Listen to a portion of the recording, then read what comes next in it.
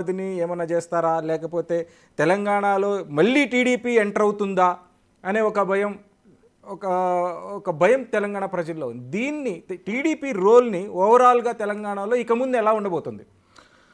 అంటే అధికారంలోకి రావడం వల్ల తెలంగాణలోకి మళ్ళీ పాగా వేయడానికి చంద్రబాబు ప్రయత్నం చేస్తాడా చేయడా అనేది కాలం నిర్ణయిస్తుంది.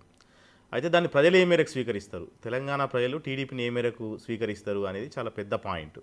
ఎందుకు అంటే గతంలో కాంగ్రెస్ పార్టీకి మేజర్ షేర్ ఓట్ ఎక్కడి నుండి ఉండేది అంటే దళితుల నుండి, మైనార్టీల నుండి, కొంత ఓబీసీల నుండి ఉండేది.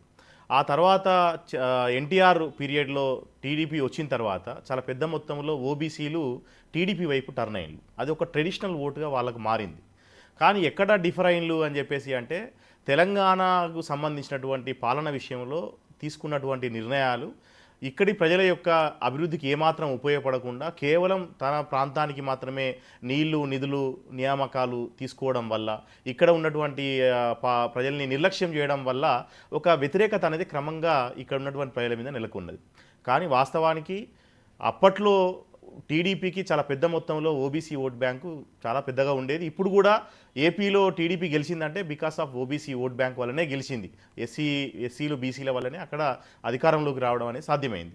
కానీ ఎంత రేవంత్ రెడ్డి తోటి చంద్రబాబు నాయుడికి సత్సంబంధాలు ఉన్నా లేదా ఇంకో రకంగా ఉన్నా సరే తెలంగాణలో మాత్రం అంత ఈజీగా ఇక్కడ ఉన్నటువంటి ప్రజలు టీడీపీని స్వీకరించడానికి సిద్ధంగా లేరు.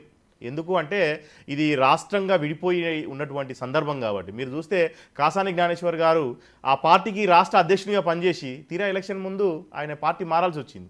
ఎందుకు? ఇక్కడ ఉన్నటువంటి ప్రజలు స్వీకరించేటటువంటి పరిస్థితిలో లేరు.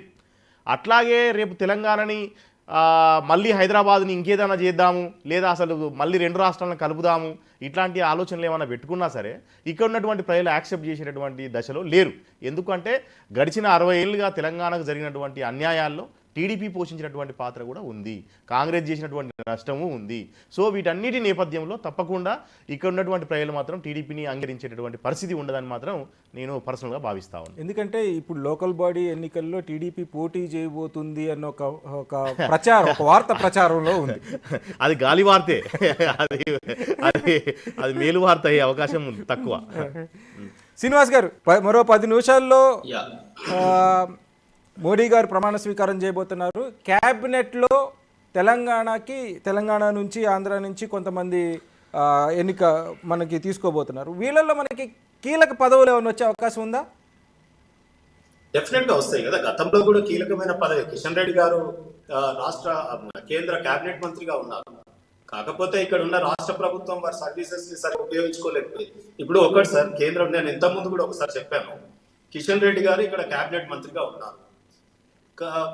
గతంలో బీఆర్ఎస్ పార్టీ నుంచి ముఖ్యమంత్రిగా కానీ లేకపోతే ఎంపీలు కానీ బీఆర్ఎస్ పార్టీ నుంచి ఆ గత ప్రభుత్వం యొక్క ప్రతినిధులు కేంద్రంలో ఒక్కొక్క మంత్రి చుట్టూ తిరిగి ఇక్కడనే అందుబాటులో ఉన్న కిషన్ రెడ్డి గారి దగ్గర రావడానికి మొహమాటం. సో ఈ రకంగా భాషాలన్నీ వదిలేయాలి. మనం ఇప్పుడు రేపు ఇద్దరు